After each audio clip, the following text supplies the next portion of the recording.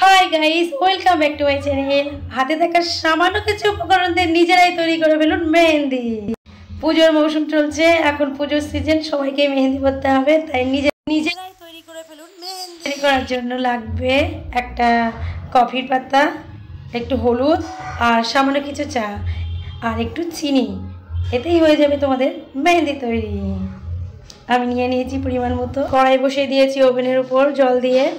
জলটা উষ্ণ গরম হতে হবে। উষ্ণ গরম করে বাটিতে আমি উষ্ণ গরম জল নিয়ে নিলাম। এরকম একটা বাটি লাগবে, পরিমাণ মতো একটা বাটি, সামান্য একটু জল নেবে। খুব বেশি জল নিলে পাতলা হয়ে যাবে, পরিমাণ মতো অল্প একটু জল নেবে। আমি সামান্য উষ্ণ গরম জল নিয়ে নিলাম, নামিয়ে নিলাম। এবার জলটার মধ্যে চা পাতি দিয়ে দিলাম। আমি 1 চা চামচ চা পাতি দিয়েছি। তোমরা তোমাদের ইচ্ছা মতো যত ইচ্ছা দিতে পারো, অল্প করতে পারো। এবং সেটা আমি গরম জলের উপর বসিয়ে দিয়েছি এবং দিয়েছি এক পাতা কফি আমি এখন অ্যাড করে দিলাম চা পাতির মধ্যে। এবং আমি এটাকে সুন্দরভাবে মিক্সড করে দেব। আর সামান্য এর মধ্যে আমি অ্যাড করব চিনি। এই 3টে উপকরণ আমি ভালো করে একবারে মিক্সড করে নেব। চিনি অ্যাড করে দিলাম, কিছু পরিমাণ চিনি দিলাম, দিয়ে আমি সুন্দরভাবে এটাকে অ্যাড করব। এখন অ্যাড হচ্ছে না, তাই নিচে নামিয়ে নিলাম। এবার আমি সুন্দরভাবে এটাকে মিক্সড করে নিচ্ছি। সবগুলো উপকরণ করে ভালো করে মিক্সড করতে হবে, মিক্সড না হলে কালার আসবে না। এবার আবার আমি এটাকে উষ্ণ গরম জলে বসিয়ে দিলাম। বসিয়ে এবার আমি একটা ঢাকা দিয়ে লো ফ্লেমে রেখে দেবো। 10 থেকে 15 মিনিট রেখে দেবো, একদম লো ফ্লেমে। 10-15 মিনিট হয়ে গিয়েছে। এবার আমি ঢাকনা খুলে ফেললাম। আর গরম তো, তাই আস্তে আস্তে এটাকে আমি এবার নামিয়ে নেব। সাঁড়াশি দিয়ে এটাকে আমি নিচে নামিয়ে নিলাম। তোমরা দেখতেই পাচ্ছ অনেকটা কালার এসেছে। এবং এর মধ্যে এখন আমি হলুদ অ্যাড করে দেবো। হলুদ পরিমাণ মতো অ্যাড করতে হবে, বেশি জল দেওয়া যাবে না, পাতলা হলে হলুদের পরিমাণ বেশি হয়ে যাবে। তাই জল পরিমাণ মতো দিয়ে, হলুদটাও পরিমাণ মতো দিয়ে সুন্দর তৈরি হয়ে গেল মেহেন্দি। এবার আমি এটাকে হাতে কোনো ঝামেলা খরচা কিচ্ছু না, সামান্য কিছু উপকরণ দিয়ে নিজেরাই নিজেদের পছন্দের মেহেন্দি তৈরি করে নিলাম। এ দেখো এখন আমি পরছি।